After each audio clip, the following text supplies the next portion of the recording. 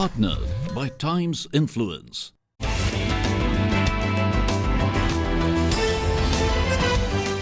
Good morning, everybody.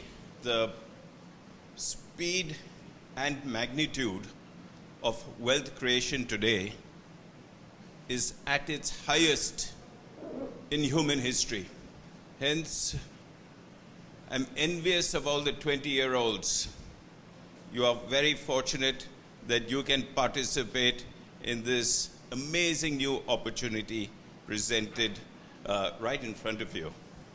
So when we look at what are the tools and what are the skills required for modern day employment, these relate to the new tools of technology, big data, blockchain, machine learning, artificial intelligence, virtual reality, fintech, and so on and so forth.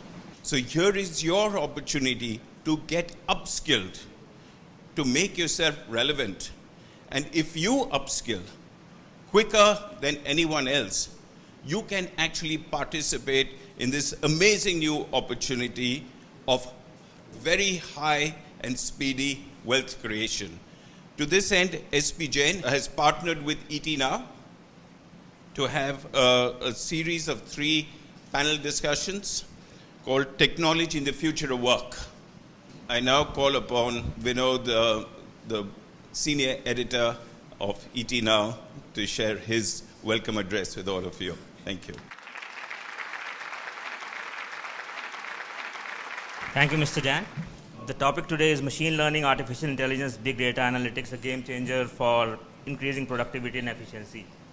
So I believe that all these disruptive technologies are going to have a positive impact on people, on businesses, on societies as a whole. The time when you could do a 4-year engineering course and have lifelong employment, that's gone.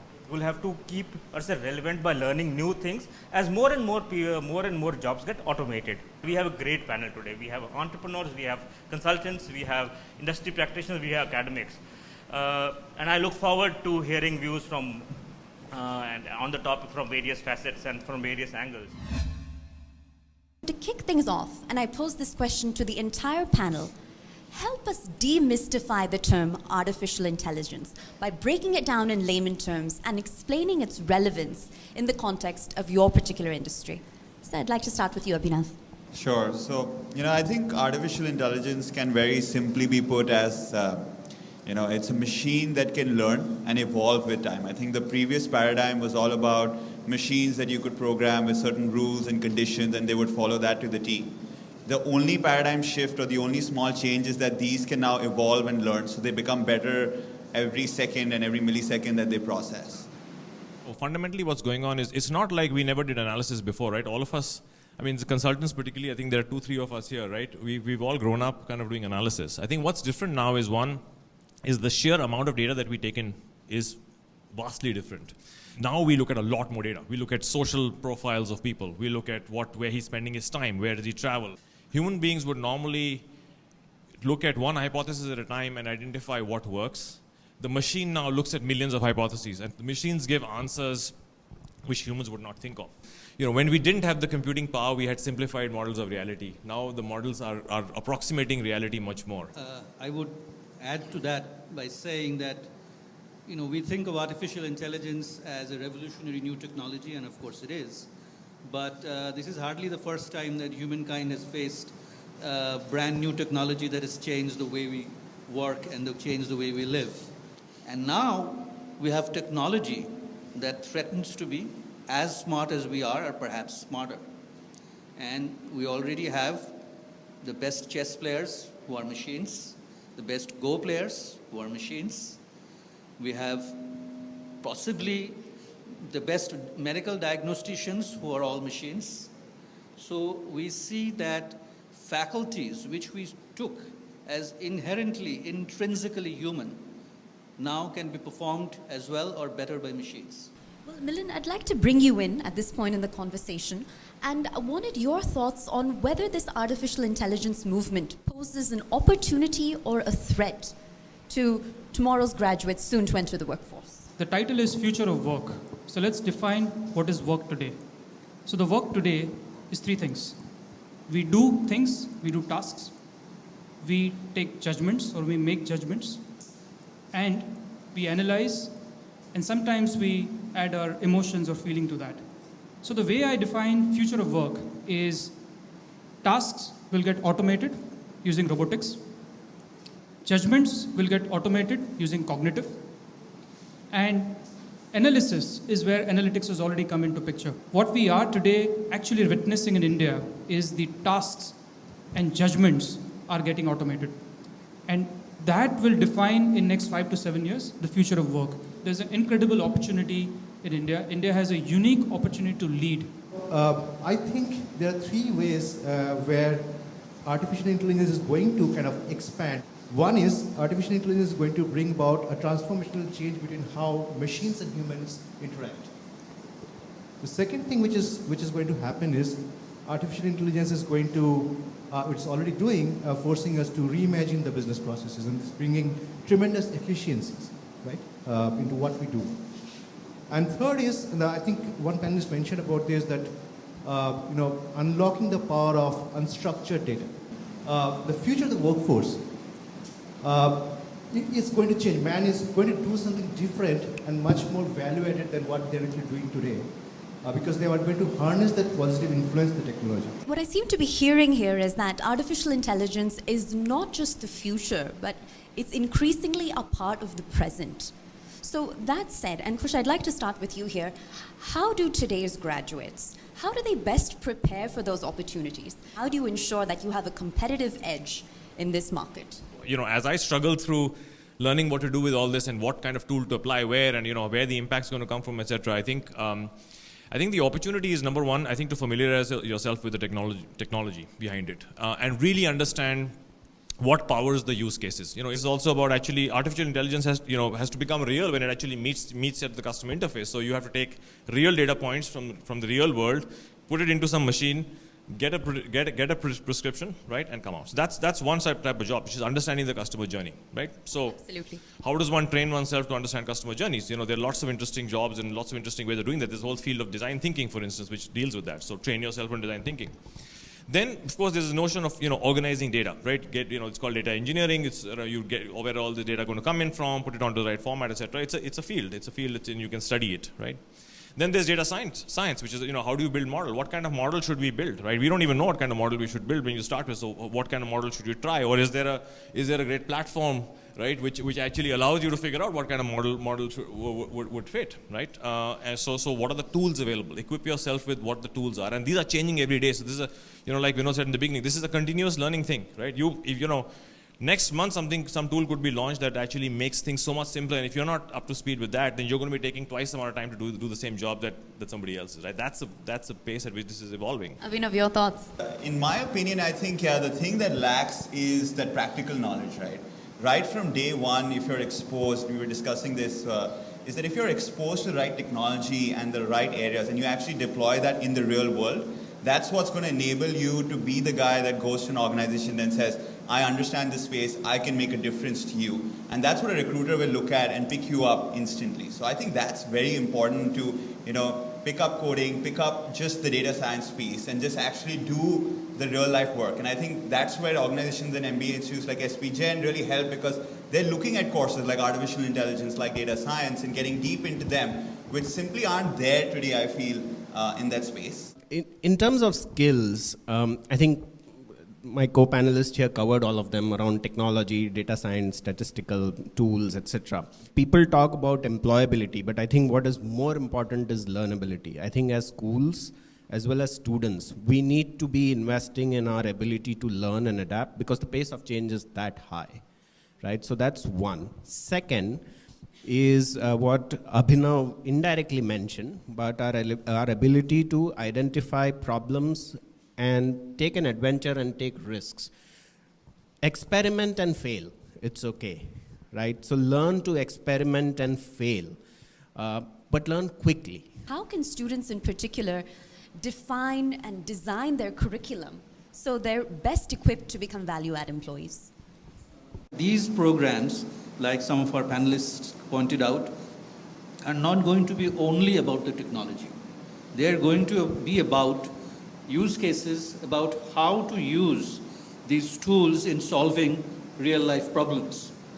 And we intend to incorporate, and we have already done that in some of our management courses, and even in our machine learning program that we have designed. Part of it is definitely going to be case-based, where we take actual examples, and we have worked actually with Abhinav's company in developing some of this, to expose the students not only to the theoretical side of it, which actually is important to learn, but it's not the only thing that you need to know, as correctly pointed out by several people here, that you need to know what is it good for. I would like to echo something that Abhinav said, and that's very important, I think. In actually, getting skilled for this, it's very important to learn coding. Not because you are going to be a coder, because coding teaches you rigorous thinking. When you deal with machines, when you deal with automated decision making, then you need to be able to take an unstructured problem, not just unstructured data, but an unstructured problem. And rigorous thinking, which you develop when you study mathematics and coding, is, I think, going to be more and more important in a world that is driven by data, by analytics, and by artificial intelligence.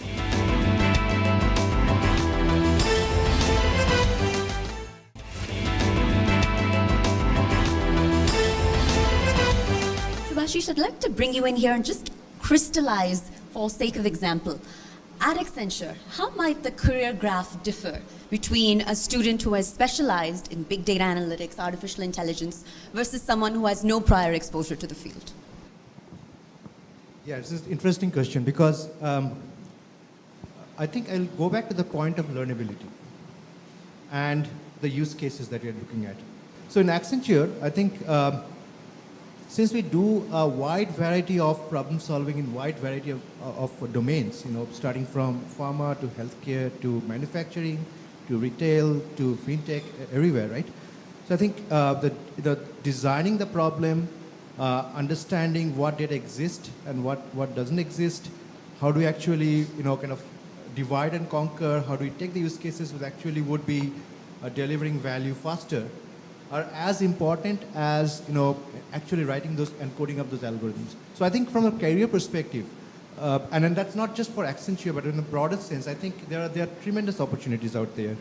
I think AI is helping focus people to shift focus to higher level of work, right? More judgment-oriented work. Let machines do what they are good at. Let humans do what they are good at, right? So can we actually bring in more specific, kind of viewpoint or specific skills at solving the problems, while AI deals with the data churning, and algorithm prediction and stuff like that. And I would actually also bring in the point of responsible and ethical AI here, although we are not going into that because that's a huge area by itself. How do you make the AI systems more safe? How do you make the AI systems to be more responsible? Because some of the problems that you have in industry are not black and white, especially when you're getting judgment-based work. You don't have a clear-cut rule to say that if X happens, then do something, this Y happens, then do something. There are many cases why we still refer to human judgment because through the experiential learning, he or she can actually bring that judgment there. So I think that there's a lot to do with that explanation as well. So I think there are exciting opportunities from a future workforce perspective, not just learning data sciences, how to actually break up this, a more complex societal or business problem into something that is churnable, and then how to actually build those models which help, explaining things. If I may add something to this. Absolutely, sir. I actually have a friend who used to be a Hollywood screenwriter. Now he works for a startup creating chatbot characters because people like to feel that they're talking to a person, and that person must have a personality in order to feel like a real person. So this guy has been hired by a chatbot startup to create chatbots with personality. And this, I think, tells us that not all the jobs in an AI world are going to be reserved for coders and mathematicians, despite what I said before.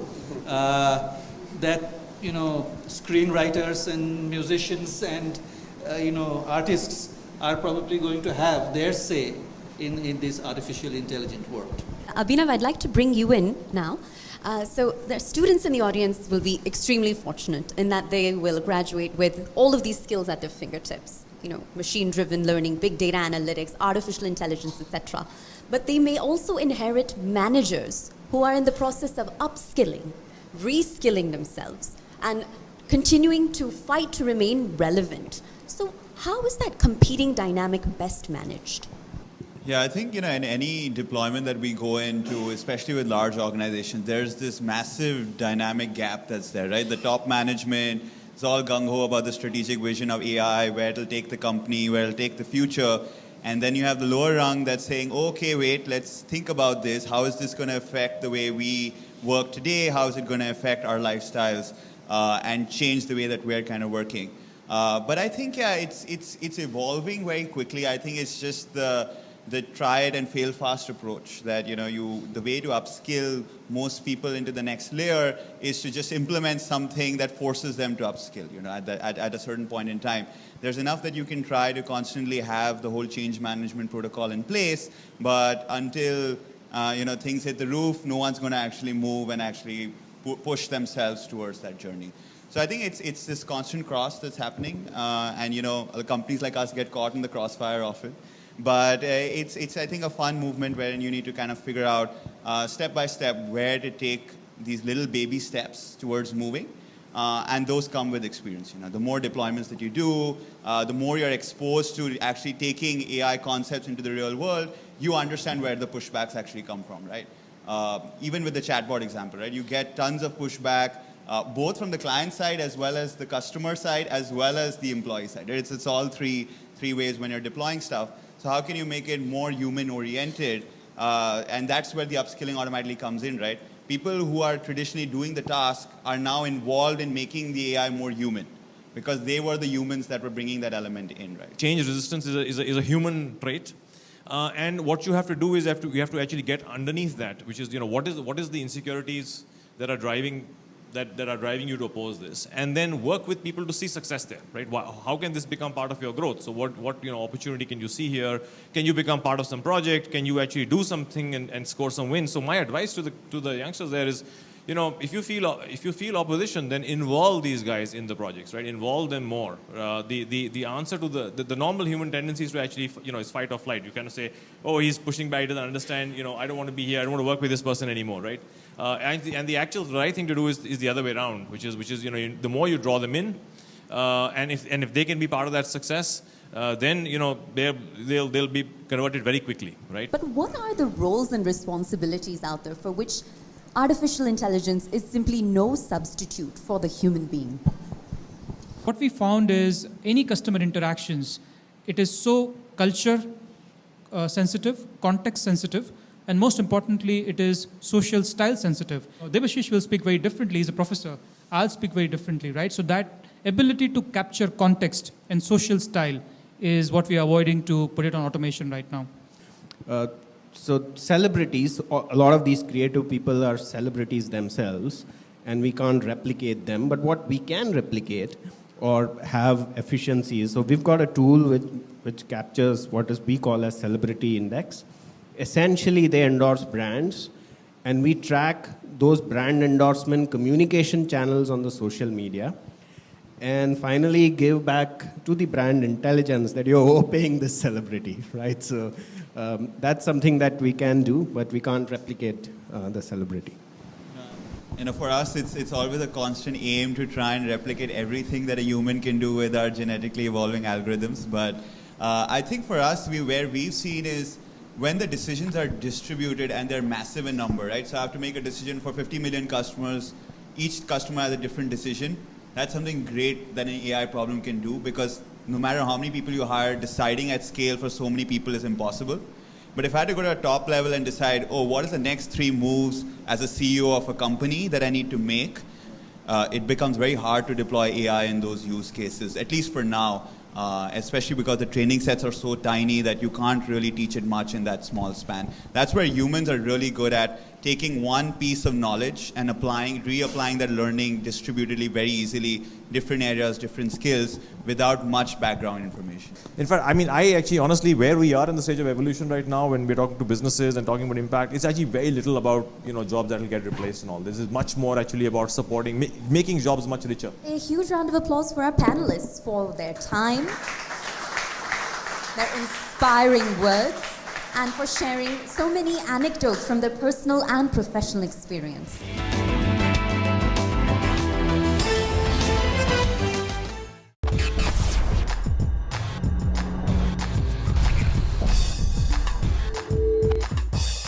Partnered by Times Influence.